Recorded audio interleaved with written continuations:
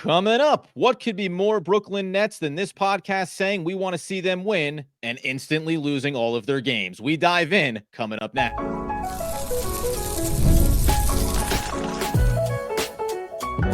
You are Locked On Nets, your daily Brooklyn Nets podcast. Part of the Locked On Podcast Network, your team every day. Yes, my friends, it is the Locked On Nets podcast, rated on the Locked On Podcast Network. It's your team, the Brooklyn Nets, every single day. He's Doug Norrie. I'm Adam Marbeck. We thank you for making us your first listen of the day. We're 100% free on all those great platforms and let you know that the Brooklyn Nets are losing a lot of basketball games. Doug, we're going to talk about Killian Hayes here, the 10-day contract. Brian Lewis reporting on that.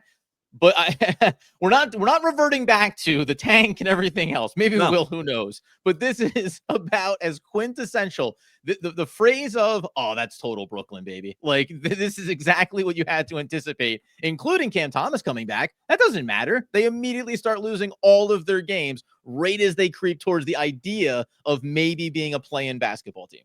Yeah, timestamp February 22nd. I said they're beating the Sixers, and I said, never mind. I'm rooting for this team. I want the wins now. I want the wins. Like this is crazy. They're beating this like kind of quote unquote full strength Sixers team, even though that's like right before Embiid was basically like ruled out for the season and maybe for like the rest of his career or whatever. It's like looking real bad for him. But they're beating this team, and we're like, let's just do it, man. Like whatever. Like this is crazy. Can't go through the rest of the season and not root for the wins. Since that moment, again, couldn't go any other way. Since that moment, lose to the Wizards. That's when you know. Then it gave OKC a little bit of a run. Lose to Portland. Completely waxed by Detroit. 0-4. So here's the plan, Nets fans, and this serves everybody. So everyone's gonna be happy with us. I'm still rooting for the wins. From here on out, I want them to win every game because here's what's gonna happen. I'm gonna root for every game, so I'm doing the right thing as a fan. Yep. But also, we've seen a definitive streak here that the second your boy starts rooting for something, right into the Grand Canyon, like that graph just heads right down the Black Diamond, and that's just kind of how it goes. It is funny, man, because you mentioned like, so the last two games, obviously, when we talk about Friday night and Saturday, they'll play again here on Tuesday night against the San Antonio Spurs. The two games against Portland and against Detroit, like not great action. You're not going to love what you saw. The Detroit one was brutal. It was absolutely it really is. Like, you're like, I think a lot of things on like individual player levels. I'm like, Cam Johnson, are you sure you shouldn't have gone and said like, maybe you should trade me though? Like maybe you don't need a lot of value for me. This is not how I want to spend the prime years of my career. And then on a Jordy Fernandez level, you're like, this dude's coaching his butt off. And we just came off of that OKC game. This is what is so good about it. It's just chef kiss for the Nets. The OKC game, I came out of that. And I said it publicly on social media where you can see it documented. It was like, this is exactly what it's about. You took one of the best teams in the league, maybe the best team in the league with the defensive rating they have and all they're capable of, and you almost ground them down. Not like the Cavs game where by the end of it was pretty much a blowout. No, it's a couple possession game, few sloppy turnovers. You could have beaten OKC. That's what it's all about. And it was like they also in the locker room after that game said, well, that's what it was all about. And I guess we kind of go ahead and pack it up for the remainder of the season. Nothing to worry about. Because when you're watching when you're watching this team over the last 4 games, it's sort of what we've saw from them at times, not in the not too distant past. And like sort of what we thought we saw all season, which was it doesn't take much for the wheels to come completely off, like not be able to score. And honestly, that part has never been wrong. They've never been able to score the whole season. The part where, we kind of had our sights locked in on the low win rate because from the very beginning we said they are going to have an impossible time scoring. Like they don't have any guards. They have really no shot creators. And then we just talked about Cam Thomas. They lost their only shot creator for 3 months, basically. So it's like, how could they win? And they just got by completely on defense. And we probably didn't represent that correctly. But the thing is, offense in the NBA basically wins at this point. Like that, the offense, NBA is very much an offensive game at this point. The reason is because the scores only go up. Like scores every season only go up. So offense is clearly winning the battle here. And so it was just that the defense just played so locked, just played crazy lockdown and probably got a little bit lucky here at times. And they won some of these total non-NBA style barn burners. So I don't know. It's hard to, sometimes it's hard to react to, where to take away here. Do you learn a ton from these games? Not really. I mean, I know I was not learning anything from the first quarter of this Pistons game, which was No, like, no. I mean, It and was pretty brutal. like, well, how are they going to score? Killian Hayes, Keon Johnson, how are they going to score? Well, the answer is spoiler alert, they can't. They can't. Like when this is your NBA offense, like you just can't score. And then you get Watford. Like Watford was one of the only guys that was be able to contribute off the bench. He sits out the game, right? Like he's kind of, they could put the ball in his hands, but now he's not there. You already know Cam's sitting. D'Lo's been out for a while. At that point, you literally, without hyperbole on NBA terms, run out of players who can dribble. Like they just don't even have guys who can dribble like at a high caliber NBA ball creation level. And when you can't do that, you get games in a row like they've just had. So not like there's no victory lap on this one. I wasn't being unserious. I do want them to kind of play hard and win games. It is more fun to watch them win, even though I do understand more than anybody what's at stake here. And this has just been a reminder that like 99 points against the Wizards, who are terrible, 102 against Portland, 94 against Detroit. I mean, this is totally brutal. And I think that that's the hardest, not the hardest part, because like you say, I like watching good basketball is better to watch than bad basketball, and terrible basketball is an absolute slog, especially being into this stage of the season. But the idea too, knowing coming in, as you said, that this was going to be a team that was going to struggle mightily to put up points consistently night over night by NBA standards, that means that it's going to be really rough, because even the games when you play really good defense, it's just incredibly hard to hold up for 48 minutes. It falls through at some point. It happened against the Cavs. It happened against OKC. It happens against these teams, even some bad teams like Portland, who's not particularly good. The record says they're not particularly good, but also they can at least dump in some points on you. And there's no area where the Brooklyn Nets on most nights you go down by 7, down by 12. Don't worry, they have a run in them. They barely have 48 minutes of offensive basketball in them, let alone having high-level basketball. So it is what it is. And coming up here in a second, I want to talk about some numbers over the course of this season and where this record has shook out for the Brooklyn Nets. Plus, Killian Hayes' 10-day contract is up, and Brian Lewis tells us what that means next. We'll do that here in just one moment.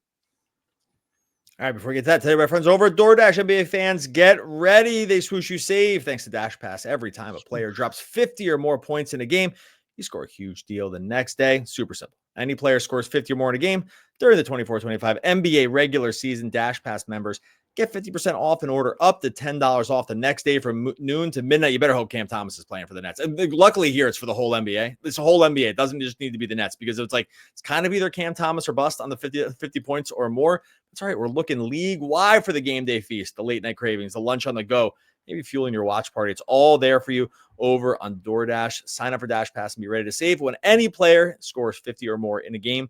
Dash Pass members get 50% off and order the next day up to $10 off. Just use promo code NBA50. It's easy to remember. From noon to midnight after a 50-point game on eligible orders of participating merchants must have an active Dash Pass account. Terms apply.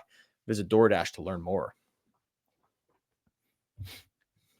All right, so as we continue today's Locked On Nets episode talking about the losing streak and where this team stands, it is fascinating to me. For the team that we knew coming in with the over-under win total and all that jazz, they started this season 9-10.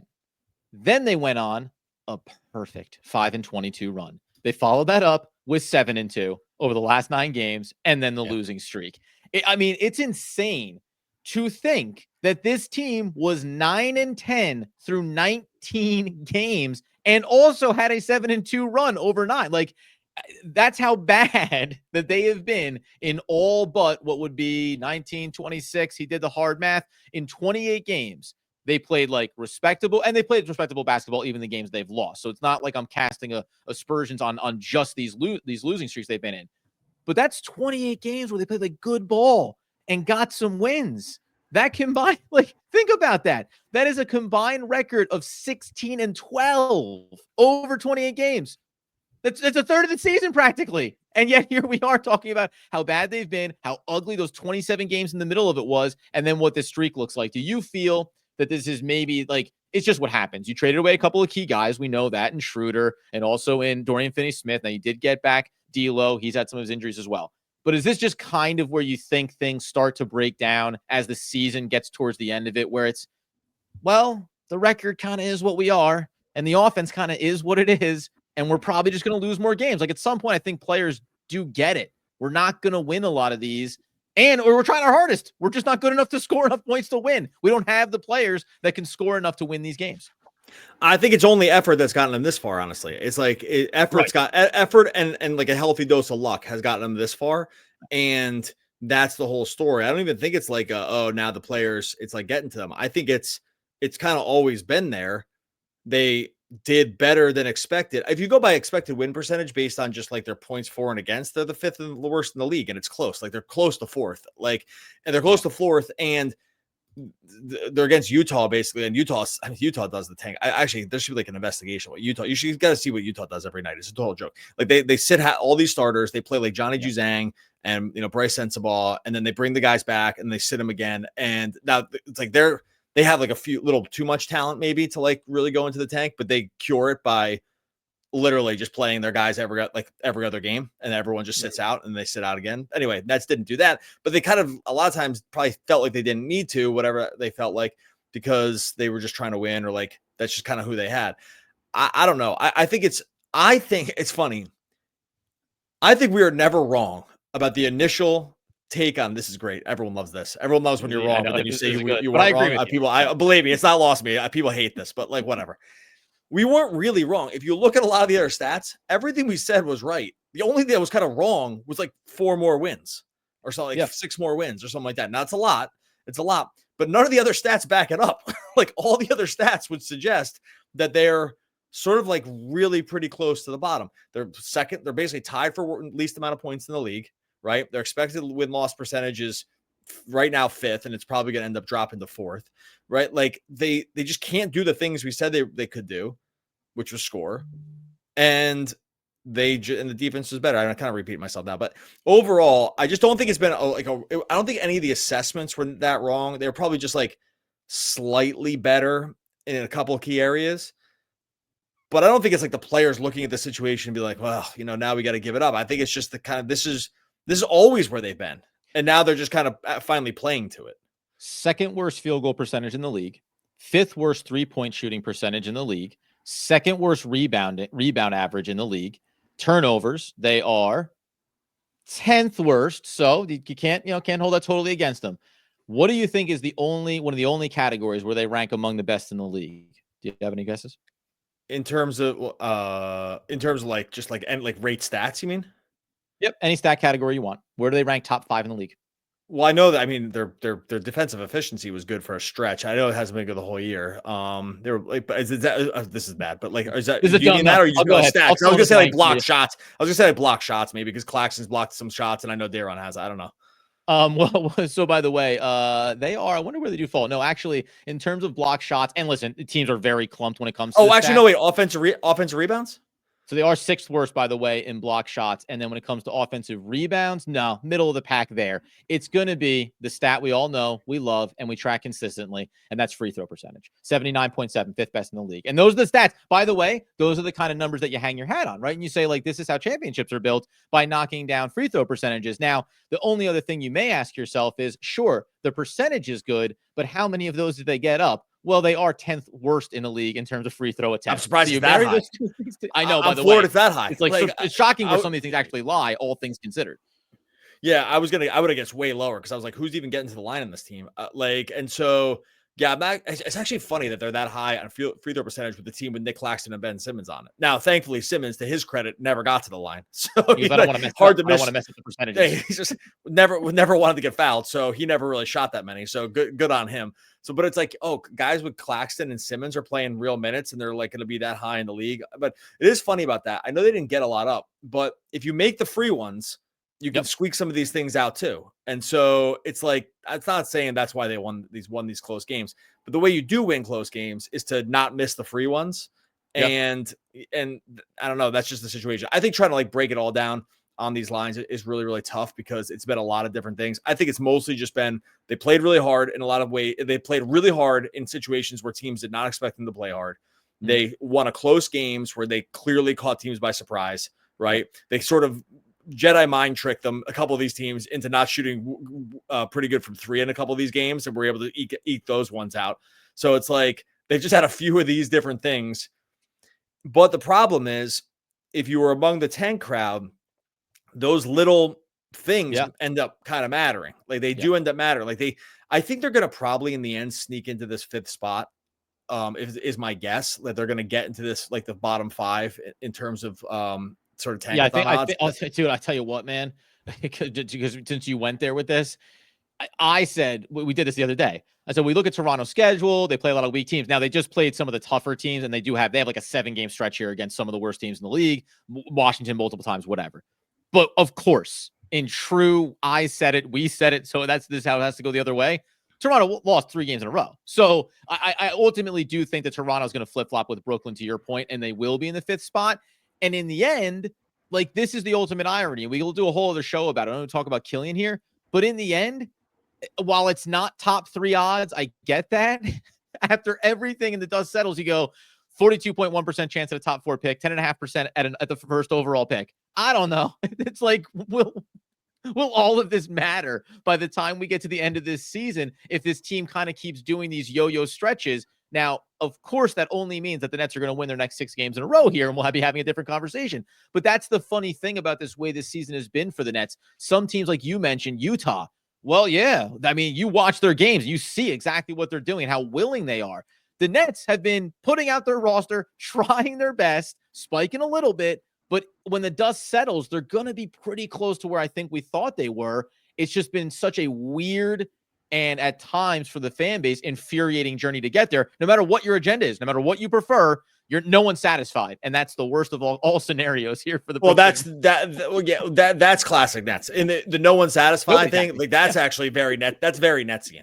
Like no one can be satisfied. Like that's actually, of all the things that track since we started doing this, it's that everyone's arguing with each other and no one's ever satisfied. There was like one little stretch. With the big 3 where it looked like it was going to work. And that lasted about like 18 minutes. Mm-hmm. And then when that was done, that was it. Like when Kyrie twisted his ankle and Harden pulled his hammy in that first playoff run, that was it. There was like, you know what? The only time everyone agreed on anything was the Boston series. Was that first round Boston series where they just absolutely smoked the Celtics, and everyone's like, everyone loved each other. Everything before that was a mess. Everything that moment was great. Everything since then has been a total mess. And this is just no different because now you got people arguing about losses. So it's just like.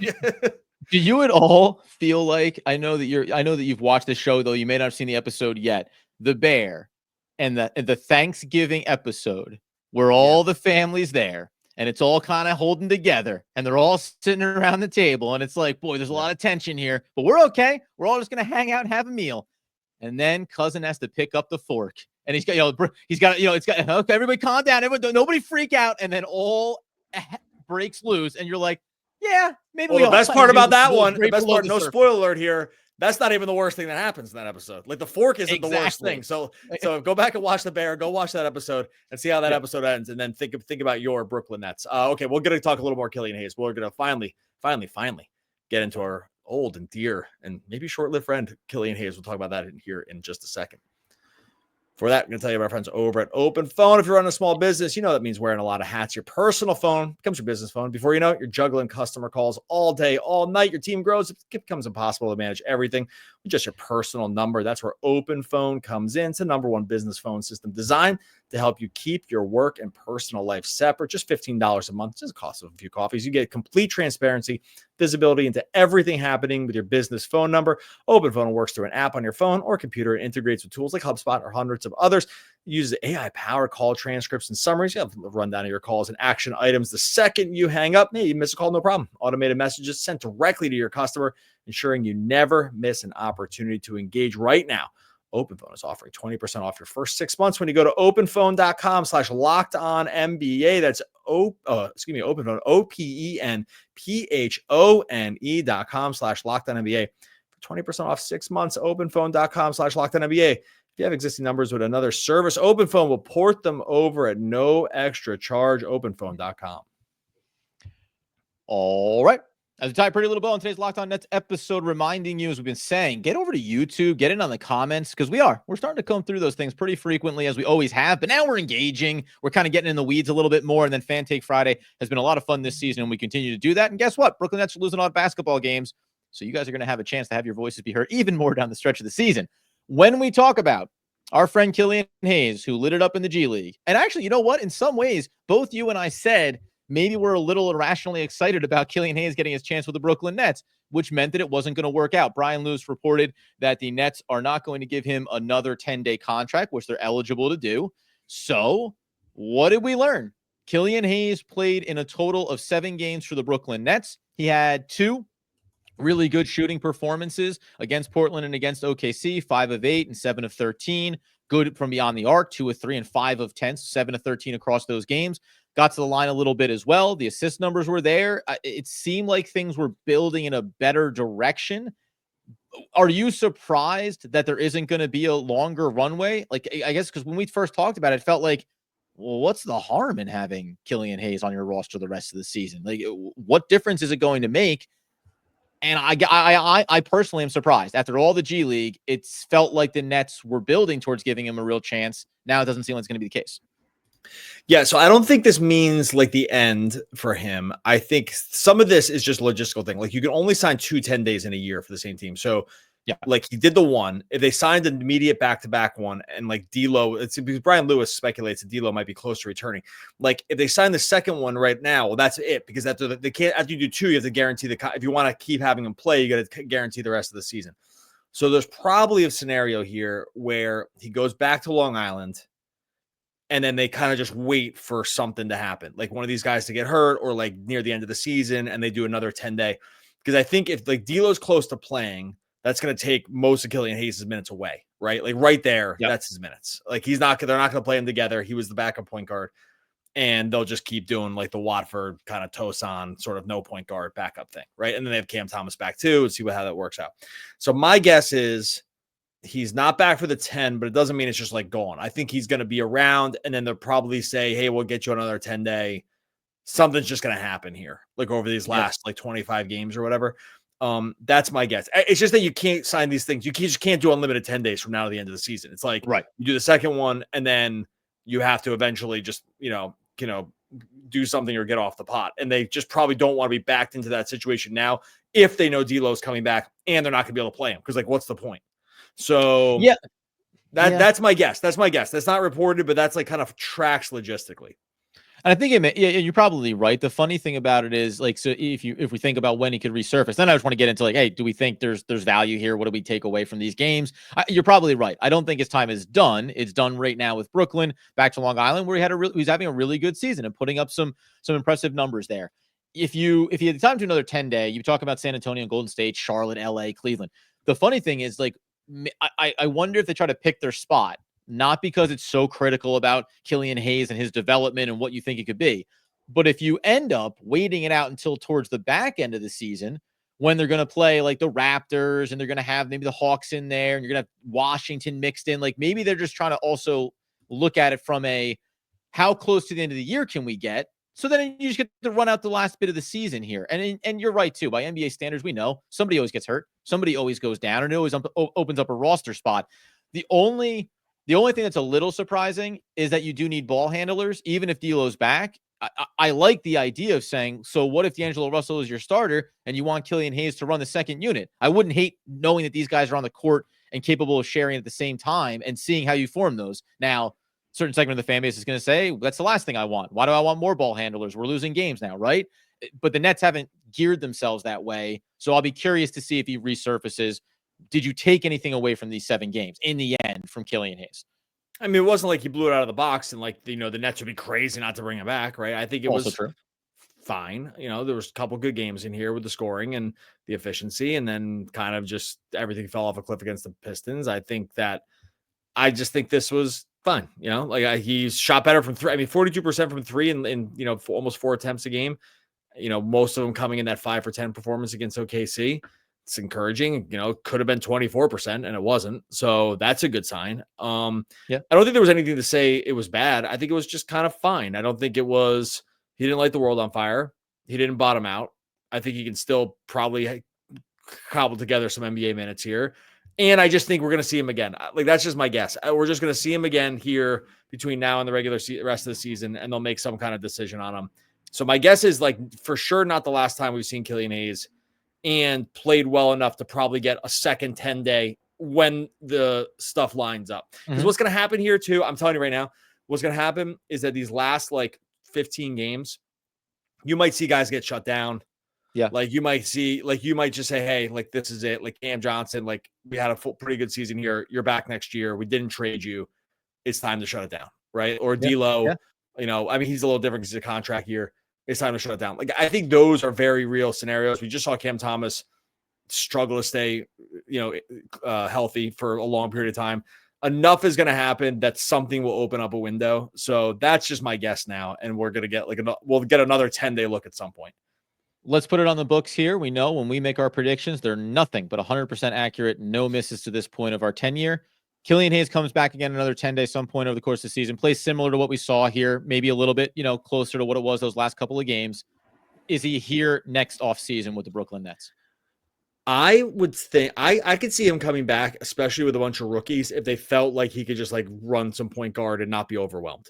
Like, I could see a situation like that. I think we've seen from these really bad teams, and maybe he's like not the perfect guy for this, but getting someone that can bring the ball up, who has like any kind of clue about what's going on, is like somewhat important when you have these rookies on the team. And when these teams don't have these guys, it becomes the Rockets from a couple years ago when it was like the Kevin Porter and Jalen Green show. And you're like, what the hell is going on here? Oh my God. Right. It's like, or it's just like Jordan Poole and Kyle Kuzma are playing dueling crappy banjos, and like everyone else just kind of standing around. Like, I think it is important to have some semblance of a point guard. I'm not necessarily saying he's the guy, but it's not like other veteran point guards are going to be climbing over themselves to play with the Nets either. Brooklyn Nets got to get there. Free agent destination. That's the story I can tell myself about situations like this.